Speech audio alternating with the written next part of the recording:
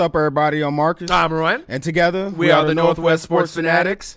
Back at you guys with a new video to get you ready for an exciting weekend of football. We got some great matchups, so let's get right to it. Let's start in college. We have the number 10 Nebraska Cornhuskers going against the number 6 Ohio State Buckeyes. All right, so both teams are 7-1. This is going to be a classic Big Ten battle, 5 p.m. ABC prime time. And it's good to see Nebraska return to prominence. You know, Mike Riley got them on the right track. They went 6-7 last year, and they already at 7-1. So shout out to them. Their O-line has been pretty good. They only have given up 6 sacks on the year. You know, they also helped them average 4.5 yards per carry, but it's a different animal going against that Ohio State D-line and them linebackers that they got out there. Right, so Nebraska's quarterback, so you get kind of informed on who he is, his name is Tommy Armstrong Jr. All right, so he's a dual threat. He's rushed for 380 yards, 6 TDs on the ground, passed for 1,764 yards, 11 TDs, and 7 picks. So not as accurate passing the ball, but if they're going to win this game, they're going to have a big performance from him on all 4 quarters. And for Ohio State, of course, it all starts with Mr. J.T. Barrett, 1,600 yards, 17 touchdowns. But besides Mr. Curtis Samuels, who leads the team with 44 receptions, but when you think about Ohio State, you think about the big plays with the Devin Smiths and the Braxton Millers. Their wide receivers have yet to catch a pass for over 40 yards this year. You're going to need more help than that to stop Nebraska from crowding that offensive line, defensive line, I'm sorry. Right, and if you've noticed Ohio State, earlier in the year when they were playing the cupcake opponents, they were scoring at will, and their D was pretty solid, but as they're getting into the meat of the schedule and this Big Ten, they're starting to struggle a little bit. Yes, right now, the defense has allowed 400 or more yards 2 of the last 3 games. Wow. So that's not going to cut it against this Nebraska team, but Urban Meyer is starting to get them motivated. He just got the most wins as head coach in his first 15 seasons all time. Check this record out. 161 wins and 28 losses. Wow. And we're talking Belichick numbers. 852 winning percentage, which is pretty much 85%. That's in that elite category, but check this out. 57-5 in 5 seasons. Right? And the most remarkable thing, he's only lost twice at home in 5 years. Wow. So that should be a pretty interesting game for you guys to check out this weekend. Let's go to the next game. We have the number 1 Alabama Crimson Tide. They're going up against number 13 LSU Tigers. Right. So Alabama 8-0 versus LSU 5-2. CBS. 5 p.m. And this is going to be an SEC supremacy rivalry matchup. I mean, for Alabama, we can go everywhere across the board, but, 20 straight wins for them. Losing Eddie Jackson is going to be key, but I'm sure Saban has about 3 Eddie Jackson stashed somewhere on the bench. Right. So the real key, I think, is going to be for LSU.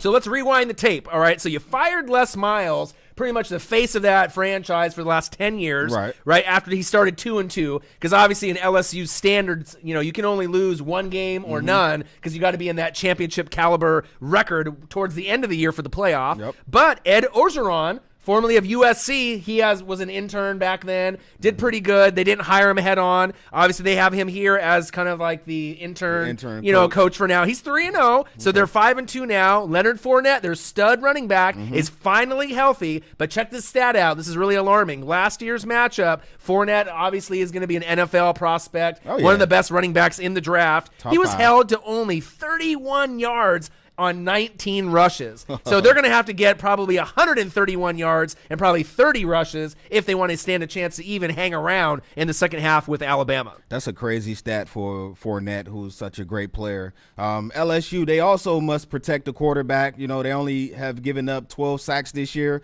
but that Alabama D has 32 sacks, so something has to give. Right, so Alabama, they're averaging about 44 points a game, which is amazing because their strong suit is their defense and their special teams. Right. LSU about 30. So it's pretty close, but there definitely is some separation from the number 1 team in the country and everybody else, kind of like the Patriots and the NFL and everyone below them. Right. They're allowing both about 15 points per game. So LSU's defense is kind of on a similar caliber. Not as good as Bama's, but close. But Bama has crushed these opponents, so LSU needs to be a little fearful. Number 16, Arkansas, 49-30. Then number 9, Tennessee, 49-10. And then last obviously matchup they had. Number 6 Texas A&M, who is number 4 in the playoff ranking, which we don't really believe is right.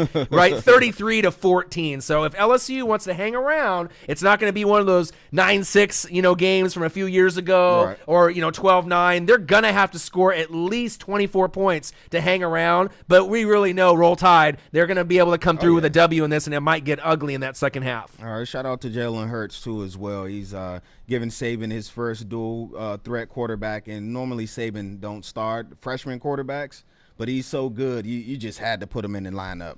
Now let's go over to the NFL. We have a real interesting matchup for you guys. Right, so we're looking at the schedule, and there's only really one key game that is must watch this weekend, and it's going to be the Broncos versus the Raiders. All right, both teams are 6-2. This is going to be for AFC West dominance. 5:30 p.m. NBC Sunday Night Football. Get your popcorn and watch this game. And I got my eye on Mr. Devontae Booker. C.J. Anderson is injured. You're going to have to run the ball, and you're going to have to run the ball well, and also protect the ball, as you had a fumble last week.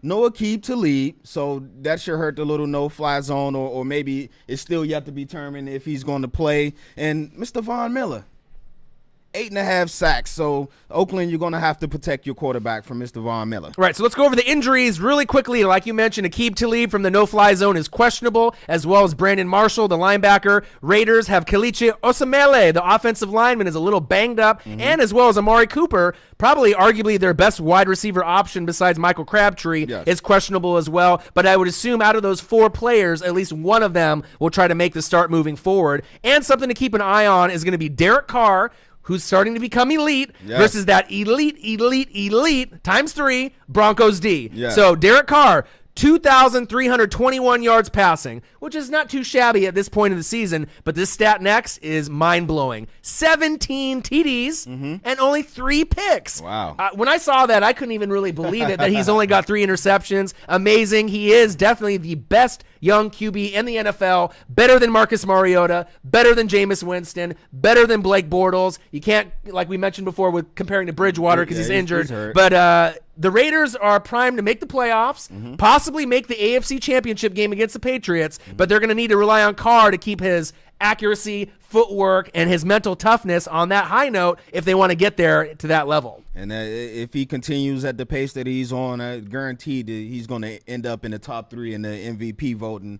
Also, Mr. Khalil Mack, he's starting to get going now. You're going to need to get in that backfield, get you a couple of sacks this game against the Broncos. Right. I got a good stat for you guys. Mr. Amari Cooper, he's going up against the no-fly zone. We all know how great they are. He has 7 games in his 2-year career over 120 yards. That's 3rd all-time behind Mr. Odell Beckham, who has 12, and also Randy Moss, who has 10. So you're in some elite company there, Mr. Cooper. Right. With Cooper and Khalil Mack, you obviously got 2 guys that could be potential Hall of Fame candidates. I mean, already at this point, moving forward, they just got to have some collectively back-to-back-to-back elite seasons, and I think we're going to see it. And I just want to give you a quick breakdown on some statistics with the teams on how much they're scoring and how much they're giving up. So both teams right now are scoring about 24 to 26 points per game.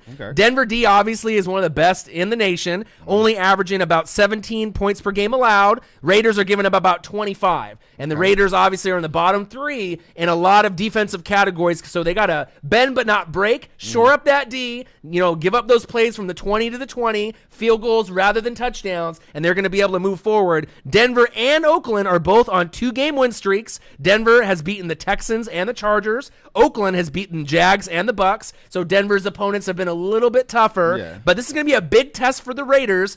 Because if they want to get on that Patriot level, they need a signature victory to kind of get them there, and this definitely would be it, because this is the best division in the NFL, hands down. Check out these records. Raiders, 6-2. Broncos, 6-2. And the surprising Kansas City Chiefs, 5-2. Wow. So hands down, overall, from top to bottom, and the Chargers could be 5-2 or 6-2 without some bad luck in the 4th quarter with Phillip Rivers and obviously kind of fumbling those games away when they had the lead in the 4th and obviously losing them in the 4th quarter. But this division is going to be very scary, and don't be really surprised if the Chiefs start crawling slightly up. Jamal Charles is on IR, but they have enough pieces to make it interesting as we get closer to the playoffs. All right, so there you have it. Our top games to watch for you guys this weekend. Marcus, this is Orion. Only got one question for you. Who you know talk sports like us? Northwest Sports Fanatics.